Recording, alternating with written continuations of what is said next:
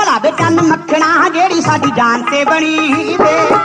ਇੱਕ ਬੱਦਲਾਂ ਦੀ ਖਟਾਕਣ ਫੋਸੀ mini mini ਡਿੱਗਦੀ ਤਣੀ, ਤੂੰ ਕੀ ਜਾਣਦਾ ਭਲਾ ਵੇ ਚੰਨ ਮੱਖਣਾ ਜਿਹੜੀ ਸਾਡੀ ਜਾਨ ਤੇ ਬਣੀ ਵੇ।